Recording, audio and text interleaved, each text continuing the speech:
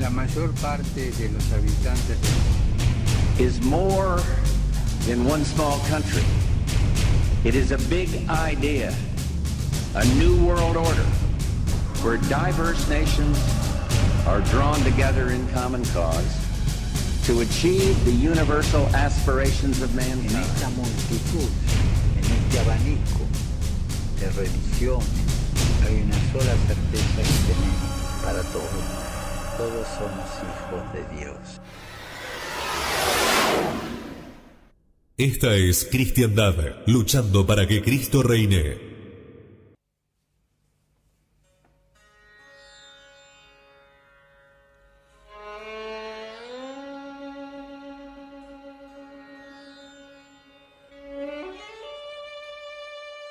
La nueva era o la conspiración de Acuario.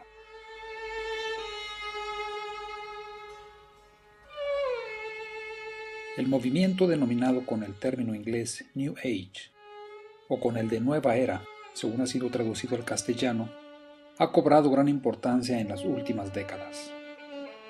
No obstante, pocas son las personas que pueden definirlo o aún describirlo con precisión.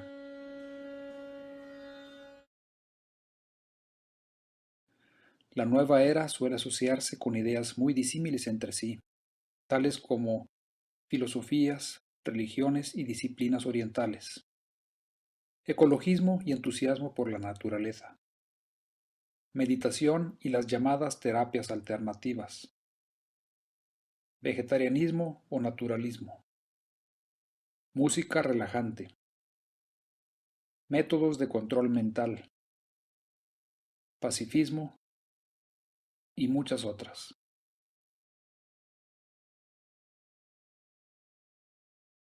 Independientemente de la diversidad y multiplicidad de ideas asociadas al movimiento de la nueva era, lo que sí resulta evidente es que el movimiento ha tenido un gran éxito en cuanto a que han surgido multitud de negocios relacionados a él y sobre todo a que sus ideas han penetrado en las sociedades occidentales. El éxito de la nueva era se debe por una parte a la gran difusión que se le ha dado al movimiento y por otra al hecho de que se la presenta como una solución a los problemas que actualmente enfrenta la humanidad. Y es que el mensaje del New Age se reviste de optimismo, resaltando lo positivo, lo fácil y lo inmediato.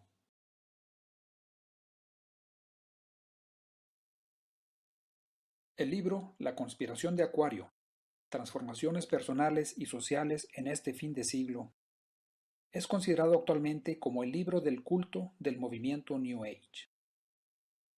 Fue escrito por Merlin Ferguson y en él se define el movimiento con estas estremecedoras palabras. Una vasta y poderosa red que carece, no obstante, de dirigentes, está tratando de introducir un cambio radical en los Estados Unidos. Sus miembros han roto con ciertos aspectos clave del pensamiento occidental y pueden incluso haber quebrado hasta la misma continuidad con la historia. Esta red es la conspiración de Acuario. Se trata de una conspiración desprovista de doctrina política, carente de manifiesto. Está integrada por conspiradores que buscan el poder tan solo para disgregarlo, y que se valen de estrategias pragmáticas, incluso científicas, pero con una perspectiva tan cercana a la mística que apenas se atreven a hablar de ello. Son activistas que plantean cuestiones de muy diversa índole, que están desafiando al establishment desde su propio interior. Más amplia que una reforma, más profunda que una revolución, esta especie benigna de conspiración en pro de un nuevo programa de actuación humana ha desencadenado el realineamiento cultural más rápido de toda la historia. El vasto, estremecedor e irrevocable movimiento que se nos está viniendo encima no es un nuevo sistema político, religioso ni filosófico. Es una nueva mentalidad, el surgimiento de una sorprendente visión del mundo, en cuyo marco hay cabida tanto para la ciencia de vanguardia como para las concepciones del más antiguo pensamiento conocido.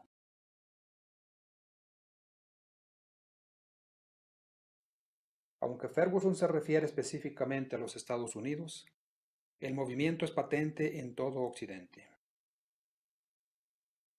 La nueva era surge promoviendo la espiritualidad, así como la salud de cuerpo y mente. Busca evitar y solucionar daños ecológicos y sociales. Plantea además problemas y soluciones de una manera lógica. Hay, sin embargo, quienes advierten un peligro en este movimiento. Surge entonces la interrogante: ¿el movimiento de la nueva era es bueno o es malo? ¿Qué riesgo puede representar el realizar actividades tales como escuchar música relajante, meditar, buscar salud, paz y armonía, apreciar y defender la naturaleza?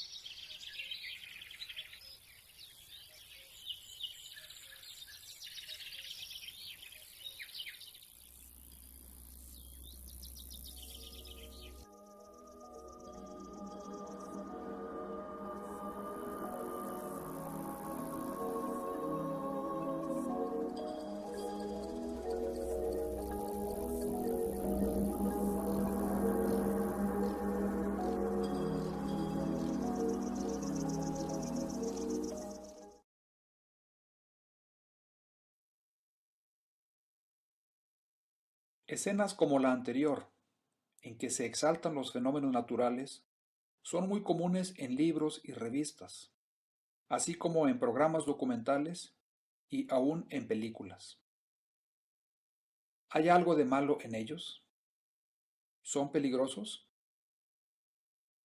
Para responder a todo esto, es necesario comprender qué es en realidad la nueva era. La nueva era es un movimiento ecléctico, ya que busca conciliar diversas ideologías, y heterogéneo, pues involucra diversas corrientes culturales con elementos de distintas religiones y filosofías. En vez de un movimiento cohesivo, es diverso en su composición.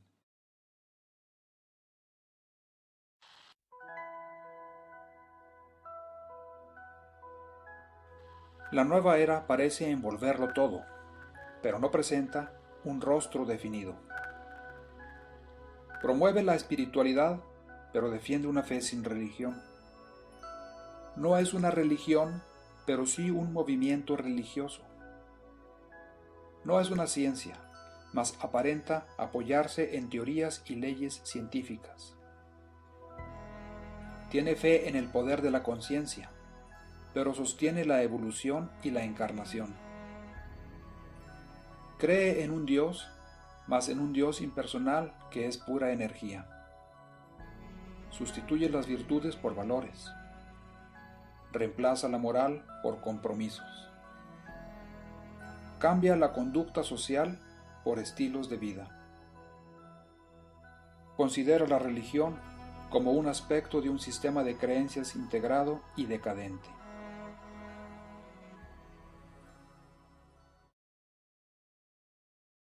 La nueva era es un cóctel espiritual, dado que mezcla o sincretiza espiritismo y adivinación, magia y astrología, cábala, teosofismo y gnosticismo, budismo e hinduismo con sus creencias en reencarnación, karmas, chakras, gurús, etc.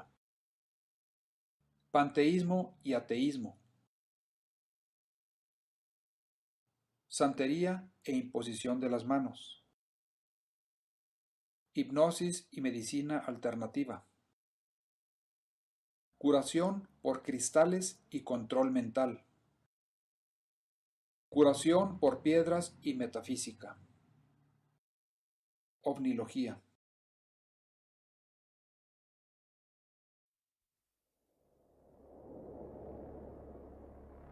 Gea o Gaia es la diosa tierra.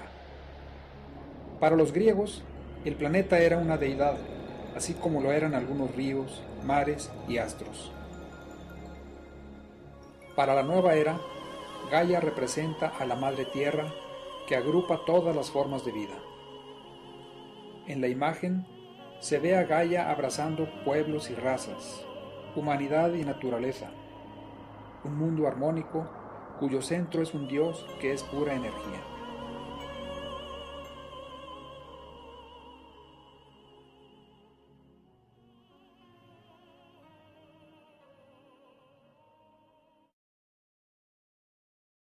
Los elementos esenciales de la nueva era son esoterismo, que es el estudio y prácticas secretas de lo oculto, mediante lo cual se pretende alcanzar la propia divinización. Es sumamente atractivo por ser misterioso. Orientalismo. Exaltación de lo oriental. Se exagera el poder de la mente y de las técnicas orientales hasta el grado de presentarlas como ilimitadas. El orientalismo incluye hinduismo, que es una falsa religión politeísta, panteísta, monista, quietista y relativista. Budismo, pseudoreligión no teísta, exaltada tanto que se dice que el budismo ha significado un motor principal en la difusión de la escritura, el lenguaje y la adopción de valores humanistas y universalistas. Meditación trascendental. Esta es un método de meditación yoga inspirado en el hinduismo, que ha sido difundido en Occidente con la pretensión de resolver los problemas de las sociedades occidentales. Transmigración del alma o reencarnación. Yoga, tai chi, feng shui, etc.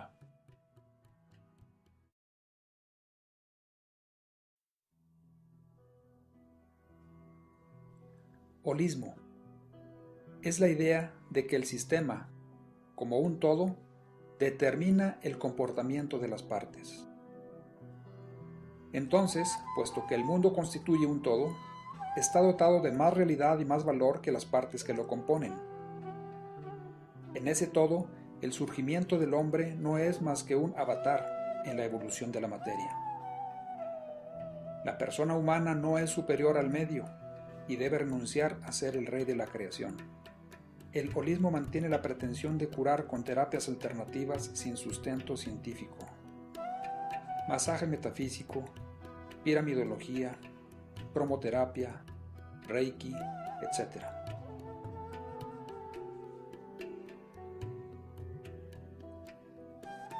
Espiritismo. Comunicación con los espíritus de los muertos. Usando la Ouija a través de un medium. Relativismo moral. Es la negación de la ley moral. Se niega la ley de la no contradicción al afirmar que el bien y el mal son uno solo. Por ejemplo, el yin y yang describe las dos fuerzas fundamentales aparentemente opuestas y complementarias que se encuentran en todas las cosas. Luz, oscuridad. Sonido, silencio. Calor, frío. Movimiento, quietud. Vida, muerte.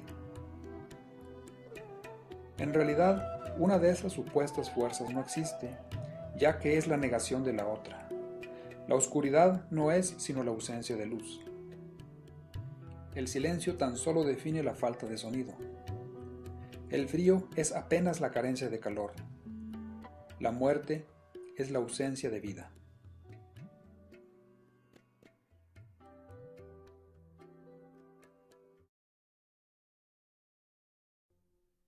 Astrología. Según la nueva era, la historia de la humanidad ha estado dividida en eras regidas por determinadas constelaciones. Un año cósmico sería el tiempo en que la prolongación del eje terrestre recorre los 12 signos del zodíaco. El movimiento de precesión, según el modelo heliocentrista, entra en juego para este recorrido. Cada mes cósmico, o era, corresponde a un signo zodiacal y dura aproximadamente 2160 años terrestres. Se reportan las siguientes eras. Era de Tauro, iniciada en 4394 a.C. En ella surgen los imperios persa y egipcio, los cuales tuvieron como emblema religioso un becerro, el mismo que adoraron los judíos en el Sinaí. En esta era predominaban las religiones de Mesopotamia, Egipto y Creta. Es simbolizada por un toro. Era de Aries. Principia el año 2155 a.C. En ella predominaba la religión mosaico-judaica y su símbolo fue el carnero. Era de Piscis. Inicia en el año 4 a.C. En ella surge la religión cristiana. Esta era es simbolizada por el pez. Era de Acuario. No hay consenso en cuanto al principio de la era de Acuario. Se señalan varios años en un rango de 1950 a 2146. Su símbolo sería el signo acuático que implicaría vida, fluidez y bienestar.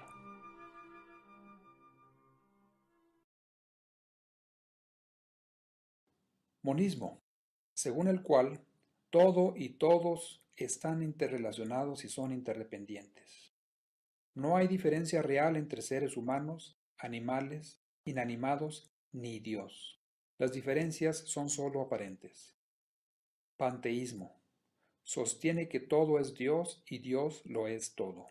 Es decir, que las criaturas comparten la divinidad con su Creador. Indigenismo o primitivismo. Regreso a las culturas antiguas como eran antes de ser contaminadas por el cristianismo. Ovnilogía. Pregona la existencia de seres extraterrestres y su intervención en la humanidad. Se llega a atribuírseles el origen del hombre y hasta el origen de la vida en el planeta Tierra.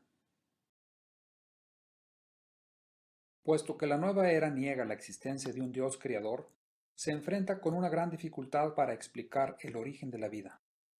La ovnilogía, para salvar tal dificultad, en vez de proporcionar una explicación, simplemente la difiere, atribuyendo a seres extraterrestres la autoría o la causa de la vida en la Tierra. Lo cual resulta muy cómodo, pues es sumamente sencillo inventar capacidades y poderes a unos seres imaginarios. Desde hace décadas se sufre un constante y masivo bombardeo de ideas que favorecen el creer en la existencia de estos seres.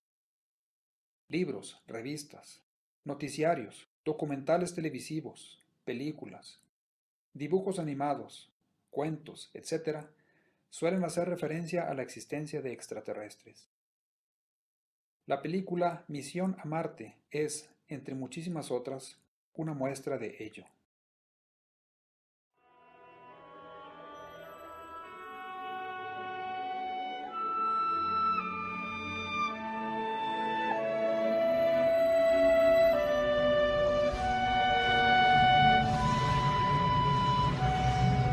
Terra, antes da separação dos continentes.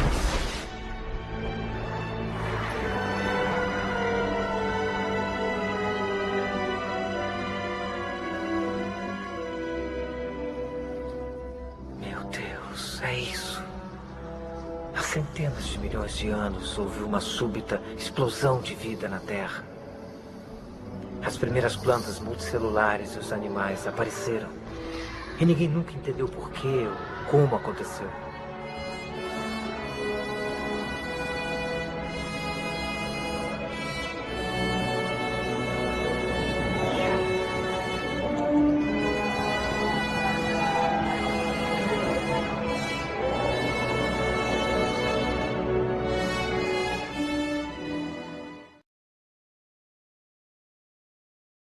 Hay quienes pretenden convencerse a sí mismos, y aún a otros, de la existencia de seres extraterrestres, argumentando que es imposible que entre millones de astros como hay en el universo, solo uno de ellos esté habitado. Ante un escaso deseo de razonar, esta premisa parece ser un argumento contundente, pero en realidad no demuestra nada. Si se cree que el universo y cuanto hay en él es obra de un ser supremo, de una inteligencia creadora, entonces resulta sencillo entender y aceptar que esa inteligencia pudo decidir poblar uno o varios planetas, o bien ninguno de ellos. Así entonces, la existencia de vida en otros planetas no depende en absoluto de las probabilidades, sino de la voluntad divina. Pretender imponer nuestro criterio o nuestra lógica a nuestro Creador no es sino una locura fruto de la soberbia.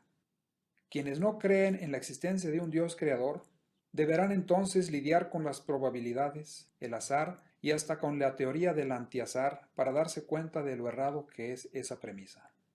La estrategia de desinformación también incluye planteamientos pseudocientíficos para convencer acerca de la existencia de extraterrestres. Tal es el caso de los códices sumerios, que son presentados como supuesta prueba de la llegada de extraterrestres a nuestro planeta, como ocurre en la película El Cuarto Tipo o El Cuarto Contacto.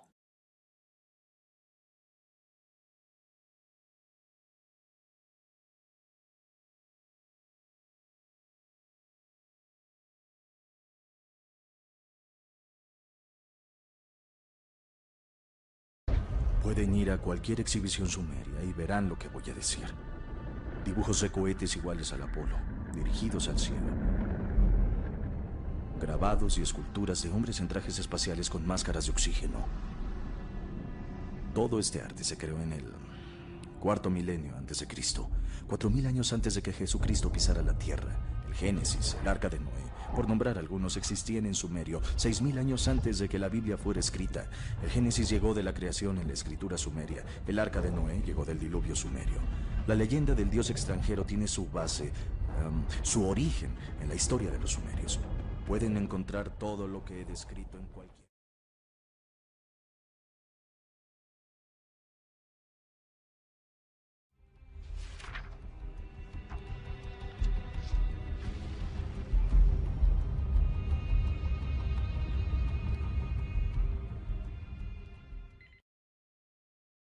En esta película, en la escena en que se ven pasar las hojas de un libro, hay un acercamiento que apenas permite leer el siguiente texto. En la epopeya de Gilgamesh hay un cuento del viaje del héroe al lugar de los Shem, cohetes, en un intento de viajar directamente al cielo para hacer una petición al dios Anu. Es interesante notar cómo, a partir de las traducciones de los códices sumerios que hiciera Zecharia Sitchin, algunos errores han proliferado, como es el caso del citado texto. ¿Por qué se escribe la palabra cohetes, entre paréntesis, cuando se hace referencia al término Shem? ¿Por qué no se pone la cita completa para poder ver el contexto, o por lo menos se indica el lugar del que se extrajo? Zecharia Sitchin es uno de los grandes promotores de la teoría de la relación de extraterrestres con los sumerios. Sitchin, partiendo de una interpretación errada, traduce equivocadamente la palabra Shem como cohete, y fundamentándose en esa falsa interpretación, concluye que los sumerios ya hablaban de cohetes y de seres extraterrestres. A continuación se explica que es uno de los múltiples errores de Sitchin y de sus seguidores. La palabra mu del sumerio es traducida por Sitchin como un objeto cónico con la parte superior ovalada. Sin embargo, los mismos escribas mesopotámicos la tradujeron al acadio como shamu, que significa cielo o lluvia, en tanto que la palabra Shem del hebreo proviene del vocablo acadio shumu, cuyo significado es nombre o renombre. Esto lo explica el Dr. Heiser del Departamento de Estudios Hebreos y Semíticos de la Universidad de Wisconsin. Sitchin, mucho antes de su muerte acaecida en 2010, fue desafiado por este doctor a defender sus interpretaciones en una carta abierta, ya que su traducción no se apega a los textos verdaderos. No hace falta decir que nunca contestó a tal desafío. En la Biblia traducida por el padre Chio, en su edición de 1828, se lee lo siguiente. Era entonces la tierra de un solo lenguaje y de unas mismas palabras.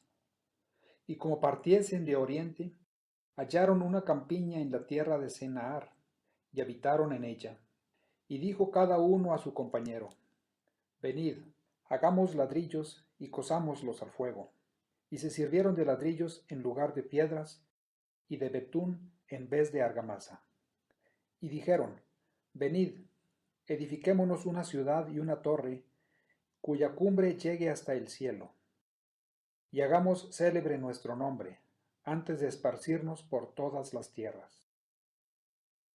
San Jerónimo tradujo correctamente, ya en el siglo V, la palabra Shem por nombre, lo mismo que han hecho muchos otros traductores. Hay muchos otros errores de traducción y de interpretación en los escritos de Sitchin, mismos que han sido expuestos por Jan Lawton y por el Dr. Heiser. Todo indica que Zecaria actuó como un desinformador. Ya se sabe que un tipo de desinformadores exagera algunos descubrimientos al grado de hacerlos ridículos y por lo tanto increíbles para la mayoría de la gente. Con ello se desprestigian esos descubrimientos, dejando a salvo aquello que se ponía en riesgo al ser develado. Solo los más ingenuos aceptan esas exageraciones, y su credulidad les conduce a contribuir en la propagación de ellas. Las figuras que se dicen similares al Apolo pueden asemejar lo que se quiera, siempre que se tenga suficiente imaginación y voluntad. Eso sin considerar que muchas de las tabletas de arcilla de los sumerios han sido retocadas y hasta refabricadas para ver en ellas lo que se desea.